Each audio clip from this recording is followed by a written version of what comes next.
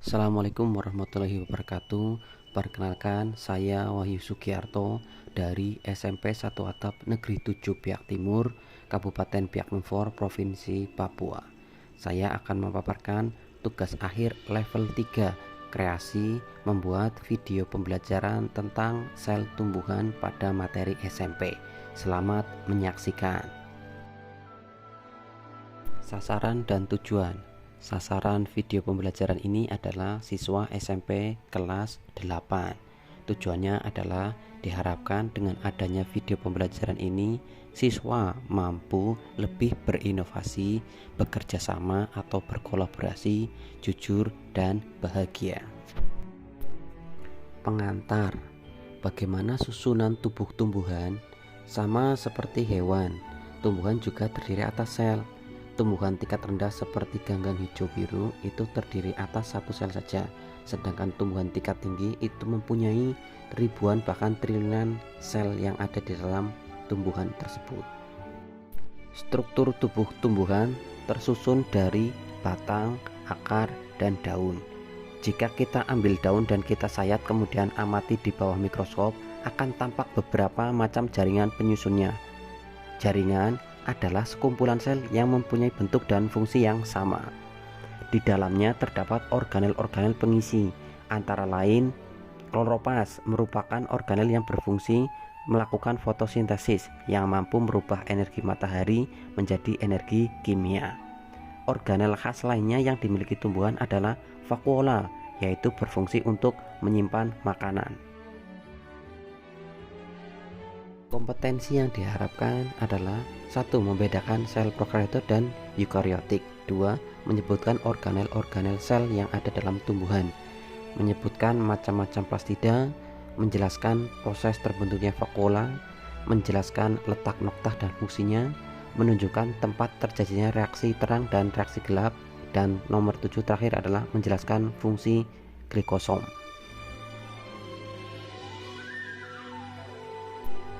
Sel prokaryotik. Bakteri merupakan tumbuhan bersel satu, yaitu prokaryotik. Sel prokaryotik adalah sel yang tidak memiliki membran inti, jadi materi genetiknya tidak dilindungi oleh membran. Area tempat DNA disebut nukleolid. Organel yang banyak terdapat pada sel bakteri adalah ribosom. Hal ini berkaitan dengan laju sintesa proteinnya.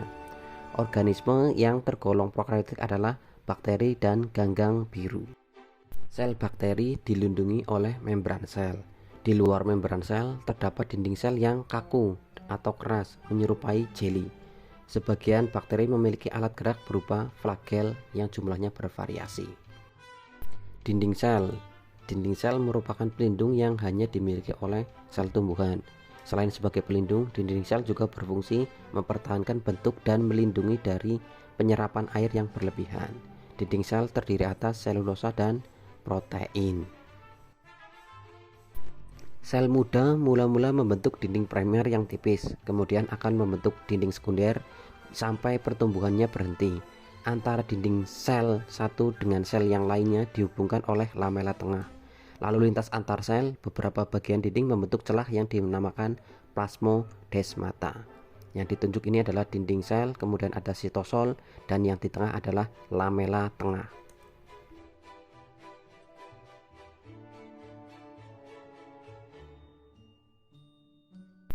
Vakuola atau rongga sel yang merupakan yang berisi cairan di dalam sel. Sel tumbuhan dewasa umumnya memiliki satu vakuola besar yang ukurannya 80% dari bagian sel. Vakuola disebut juga tonoplas yang merupakan membran selektif permeabel. Vakuola merupakan ruangan serbaguna, yaitu fungsinya untuk membangun turgor sel dengan cara memasukkan air melalui tonoplas.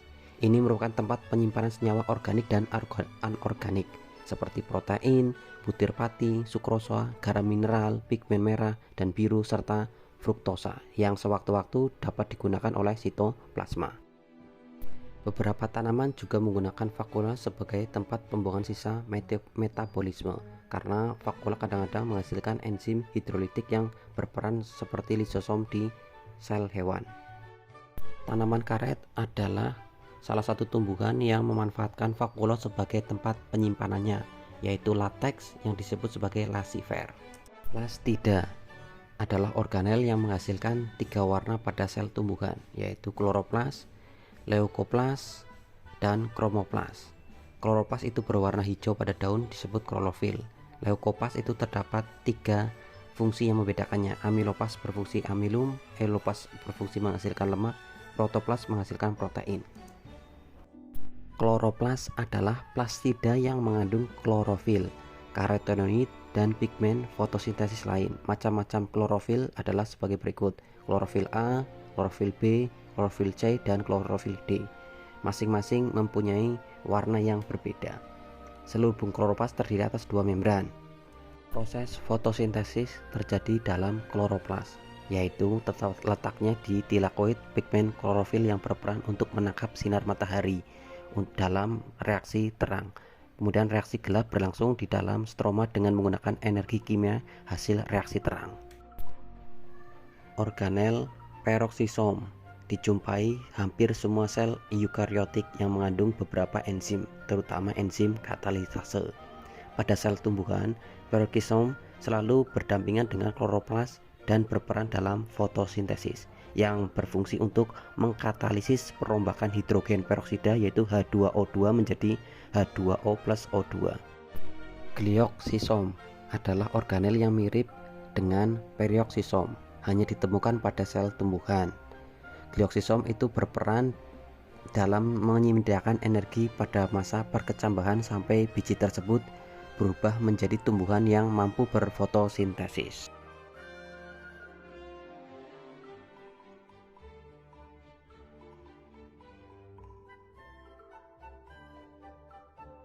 Demikian pemaparan saya tentang media pembelajaran ini. Terima kasih.